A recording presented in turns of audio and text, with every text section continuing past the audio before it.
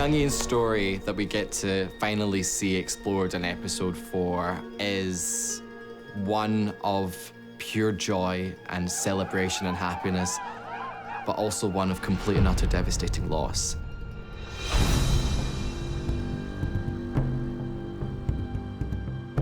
When I got the script in for 4, I was reading it, I was actually in tears. Of course, young Ian he's a part of me, you know what I mean? I feel for him so deeply, so when I'm reading this, it almost feels like it's happening to me too. Those scenes with young Ian where he reflects on his life with the Mohawk, I think are very touching. It's such a strong, vivid tone, and you know, Outlander always surprises, I think. Here in this episode, we get to see Jamie and Ian really bond. Young Ian has been through some sort of traumatic experiences. He came back from the Mohawk, and there's something different about him, and it's really affected him and changed him as a human being. And he reveals that to Jamie, and I think Jamie is extremely touched by that. My daughter's face.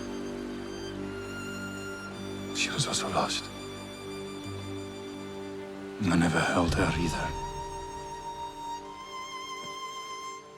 When he finally is able to find the strength to open up to Jamie and tell his story, you understand finally why he was in such a bad state of mind. Come. We shall ask my daughter to look for yours in heaven. We get given these gifts of scenes that are, quite emotional and tender, and obviously working with John Bell as Ian, he's fantastic. When you walk on set, you're sort of thrown into this Cherokee village, and it's just, as an actor, you don't have to recreate anything in your head. It's all there in front of you. It's almost like time travel. In last season, it was revealed to young Ian that he's in the family of time travelers, and they have the knowledge of what's going to happen. And he is burdened with this knowledge, with the fact that he knows that America doesn't treat Native Americans very well. They drive them off their ancestral lands, kill many of them. And he has this knowledge, and he doesn't know what to do with it. He's going to find out the pressures that Jamie's under on a daily basis with this knowledge, that Claire's under, with the Mackenzies as well. As obviously we know, the whole show is rooted through time travel. There's this through line of real historical events. We'll call it the Trail of Tears. We sort of see history through their eyes as future people, as viewers. We see it through these future characters and see it all unfolding and happening before them. It didn't seem right to know and not tell you. We watched the sort of helplessness. They have such a good historical knowledge, and they can't do anything about it.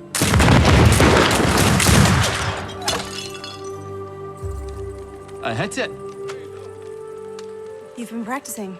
It's a very difficult situation that they're in because they know ultimately how the war will play out. So they're trying to play the best hand that they can at the time they have it.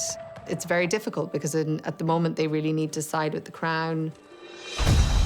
They know that being an Indian agent and possibly arming the Indians in one sense is great because they should be able to defend themselves.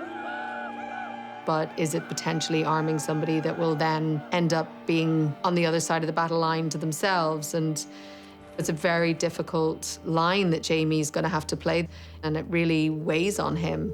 Some 60 years from now, your people will be taken from their land. We knew when young Ian came back from the Mohawk that we were going to do his story in this season. And we wanted to play it out completely. We wanted to kind of devote an episode to it.